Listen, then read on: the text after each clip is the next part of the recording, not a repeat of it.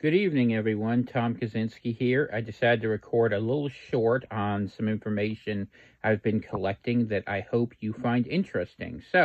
Good to see you all, and we're moving towards trying to bring the show back potentially later in the month. So, let's hope that happens, and your feedback helps. Please share the channel, and if I see there's motion, it makes it much more likely to see this happen. So, what I wanted to share with you is Syria.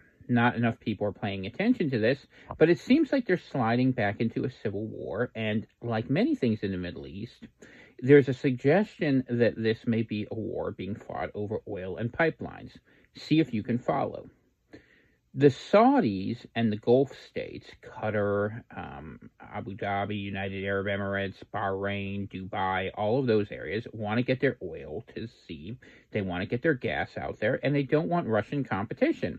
Now, Syria has been working with the Russians for quite a long time, but a funny thing happened. Israel bombed the crap out of Lebanon and Syria, allies to Bashar al-Assad, allies to the Iranians, allies to the Russian coalition, and now you have chaos forming where you have a sort of pseudo-ISIS out there, which stinks a heck of a lot like ISIS, the first version, which, let's be honest, was Mossad-friendly, happened the first time.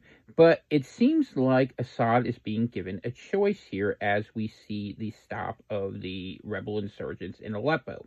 Choice number one is abandon the Russians, get rich, have a pipeline run that will run from Saudi Arabia through either Iraq, or potentially it could run a different route through Jordan and Lebanon, but they will ultimately exit in Syria and provide gas and oil to the Europeans, who very much want to not be giving it to the Russians, to give Turkey some relief, therefore, about whether or not they will work with the Russians, and to ultimately make sure that the Sunni win and the Shia lose out, because as much as the Iranians might be getting along with the Arabs and doing business, don't think these things go away, and if they have a chance to make money off the West, it's pretty likely the Syrians will look at that as a serious option if the Arabs offer it to them.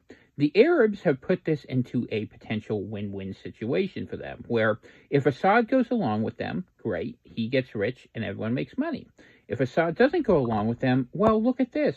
We have a rebel army sitting there right on the borders that's going to have help from Turkey, that's going to have help from Israel. Lebanon is in shatters, and how much can Iran really do? How much deeper are they willing to get into this? And as far as the Russians go, same problem. If Assad doesn't want them there, I don't think the Russians can stay under current situation. And this flip that we're seeing potentially happen here, Assad can choose to stay with his Russian allies and his Iranian allies and deal with a war where he's going to have every neighbor around him be hostile and fighting by proxy, or he could cut a deal with the Arabs.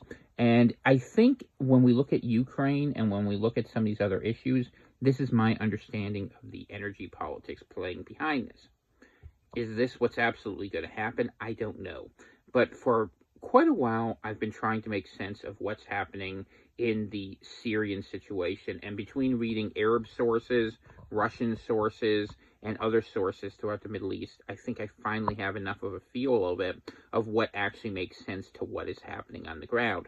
Remember, all that money and all those problems that Yemen caused, the Houthis and the hypersonic missiles, if you have a pipeline that's running from Saudi Arabia up through Syria, and Iraq gets a little piece of that, which will bring them into orbit with the Arab world rather than with the Shia, Shia Iranian world, that's a win all around, and that will potentially impoverish and leave Yemen in a situation where now you will see shipping go away. It could destabilize Egypt as well, to be very clear, because now you're going to move different goods and services. But it would solve the energy problems of Europe before what's going to be a very cold winter, because an understanding and alliance in that direction will regularize the flow of oil even before we see the situation work out where there's going to be a pipeline, but it will provide relief for the short term and offer a long-term solution potentially to Europe's problems and put Russia in a potentially harder spot with their economy,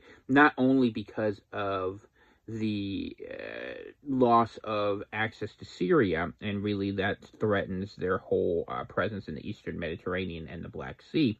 But it will also mean that they're basically stuck selling to China at a discount, which is a bad place for Russia to be, where Arabs will have much more control over the oil prices and whatever alliances they're willing to make. Do I trust any of these actors? No. Do they have America's interest at heart? Of course they don't. But then again, neither does their own government. Just look at when you see Trump whining and dining the Netanyahu clan. So you should know what's happening in the world, and this is my effort to keep you informed. As always, keeping an eye on things. I am your host, Tom Kaczynski. We have a new book coming out. Go check it out over on Amazon. It's available in print, in audiobook, and in digital. And I made it available through Kindle Select and Audible Unlimited for each of you for your listening pleasure. It is called Trump's Golden Age and the American Empire, and it offers a vision of what this government might do if they were serious about taking care of the future for the American people. It's a good set of suggestions. We'll see if any of them follow it. I'm not betting on it. Always looking for another way to act, because you know that there is a lot of deceit in this game. But I am grateful that we survived several apocalypse rolls, like I joked about the other day, from the election and all the things that have happened between now and then. I should also say a lot of chatter out there that the Biden pardon is a part of a quid pro quo to arrange for a peaceful transition of power, where the people might get screwed, but that the people in power will be able to carry on with business as usual. And that looks like the story as ever from Washington, D.C., as we seek to survive out here in the hinterland.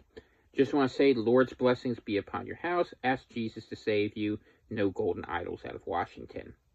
You guys have a great one. Be a pleasure talking to you, and I'll see you again soon. Thanks.